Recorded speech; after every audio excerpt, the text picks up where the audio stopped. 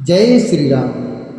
मेरे प्रिय सनातन प्रेमी, पिछले वीडियो में आपने जाना कि श्री तुलसीदास जी का बाल्यकाल और उनके द्वारा गृहस्थ का त्याग अर्थात परित्याग कैसे हुआ।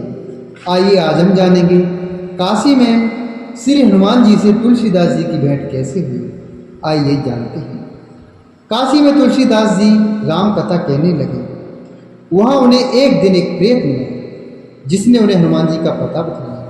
हनुमान जी से मिलकर तुलसीदास जी ने उनसे श्री रघुनाथ जी का दर्शन कराने की प्रार्थना की। हनुमान जी ने कहा, तुम्हें चित्रकूट में श्री रघुनाथ जी के दर्शन होंगे। इस पर तुलसीदास जी चित्रकूट की ओर चल पड़े। चित्रकूट पहुंचकर रामघाट पर उन्होंने अपना आसन जमाया। एक दिन वे प्रदक्षिणा करने निकले थे। उन्होंने देखा कि दो बड़े ही बहुत सुंदर राजकुमार घोड़ों पर सवार होकर धनुष बाण को हाथ में लिए हुए जा रहे हैं। तुलसीदास जी उन्हें देखकर मुग्ध हो गए, परंतु उन्हें पहचान न सके। पीछे से हनुमान जी ने आकर उन्हें सारा वेद बताया तो वे बड़ा पश्चाताप करने लगे कि मैं कितना अभागा हूँ। मैंने अपने प्रभु श्री राम को नहीं पहचान पाया, अपने प्रभु लक्ष्मण जी को नहीं पहचान पाया। हनुमान जी ने उन्हें सांत्वना दी और कहा, प्रातःकाल फिर दर्शन होंगे। यहाँ पर श्री प्रियदास जी ने इन घटनाओं का अपने कविता में इस प्रकार वर्णन किया है। शौच चल शेष पाय भूत हो विशेष को, बोल्यो सुकुमान हनुमान जू बताए हैं। रामायण कथा सो रसायन है कानन को, आवत प्रथम पाछे जाति घृणा छाई। जाय पहचान संग चले उर आनी, आई बन मद जान धाय पाए लपटाए हैं। करें तस्कार कही सकोगे नटारी में तो, जाने रस सार रूप धरियो जैसे गाय। मांग लीजे वर कही दीजे राम भूप रूप, अतहि अनूप नित नैन अबो लाखिए। कियोले संकेत वाई दिन ही सो लाग्यो हेत, आई सोई समय चेतुक विच्छव चाखिए। आए रघुनाथ साति लक्ष्मण, चढ़े घोरे पट रंग बोरे, हरे कैसे मन राखिए।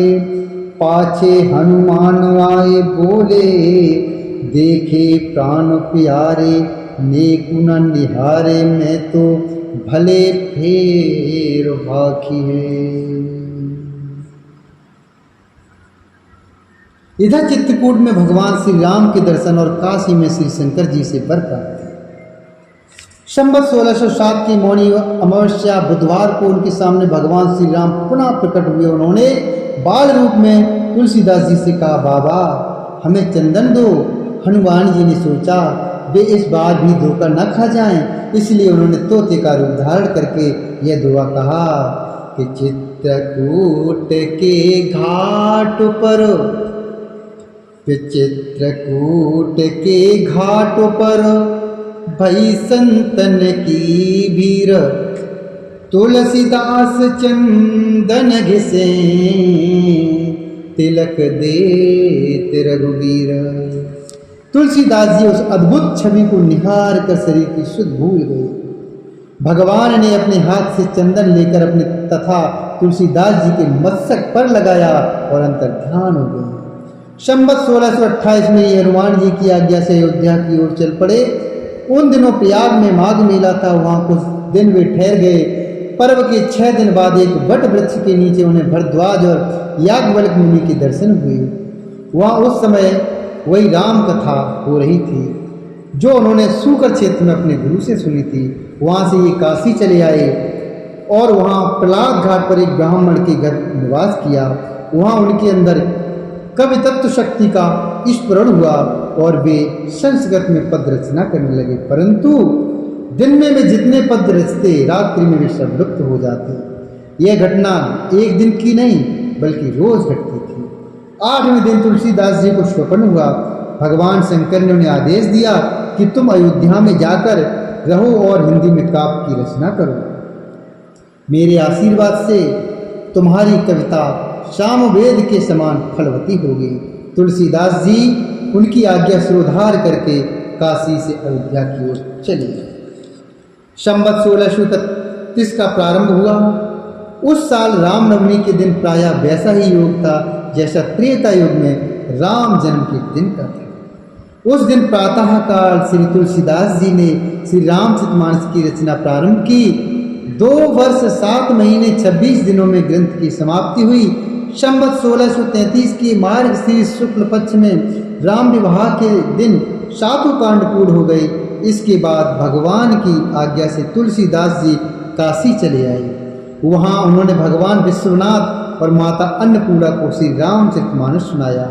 रात को पुस्तक श्री विश्वनाथ जी के मंदिर में रख दी गई। सवेरे जब पट खोला गया तो उस पर लिखा हुआ पाया गया, सत्यम शिवम सुंदरम,